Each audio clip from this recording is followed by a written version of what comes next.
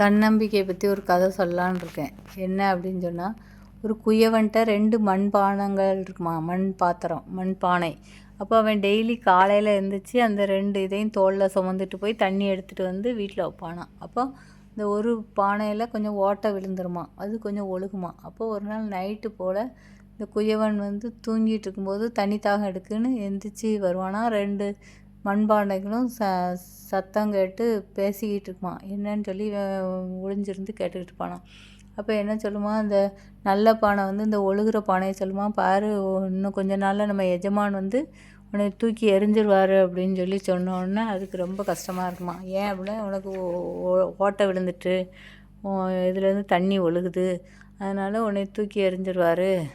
ஆனால் நான் தான் நல்ல பானையாக இருக்கேன், என்னை வச்சுருப்பாரு அப்படின்னு சொல்லி சொன்னோடனே அப்போது இதை கேட்டுட்டு போனான். சரி, மறுநாள் இவங்களுக்கு விளக்கம் சொல்லணும்னு சொல்லிட்டு மறுநாள் என்னென்னா அதே மாதிரி 2 பக்கமும் தோளில் தொங்க போட்டு இந்த பானைகளை வச்சுட்டு தண்ணி எடுத்துகிட்டு திரும்பி வருவானா. வரும்போது அந்த பானைகள்கிட்ட அவன் பேசுவானா, நேற்று ராத்திரி நீங்கள் 2 பேரும் பேசுகிறத கேட்டேன். நல்ல பானை வந்து இந்த ஒழுகுற பானையை பார்த்து என்ன சொன்னுச்சு அப்படின்னு சொன்னால், உன்னை குயவன் வந்து தூக்கி போட்டுருவான், நம்ம எஜமான் நான் தான் நல்லா இருக்கேன், அதனால் என்னையை மட்டும் வச்சுக்கிட்டு பாருன்னு சொன்னுச்சு.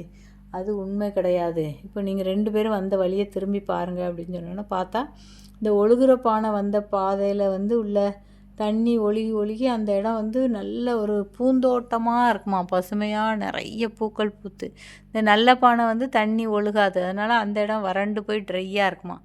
அப்போ அந்த நல்ல பானைக்கே ஒரு மாதிரி வெக்கமாயிருமா. ஐயோ, நான் மன்னிச்சுக்கோங்க, நான் தெரியாமல் அதை கிண்டல் பண்ணிட்டேன்னு. அதுதான் குயவன் சொல்லுவானா, எல்லாருக்கும் வந்து ஒரு குறை இருக்க தான் செய்யும். ஒவ்வொருத்தருக்கும் ஒவ்வொரு விஷயத்தில் திறமை இருக்குது. இப்போ அது ஒழுகுதுன்னு சொல்லிட்டு நான் தூக்கி போட்டேன்னா, நான் நடந்து வந்த பாதையெல்லாம் பூந்தோட்டமாக இருக்குது, ஆனால் நீ நல்லா தான் இருக்க. ஆனால் உன் பக்கத்தில் நீ நடந்து வந்த பாதையை பார்த்தோன்னா ஒரு சொட்டு தண்ணி இல்லாமல் வறண்டு பாலைவனமாக இருக்குது.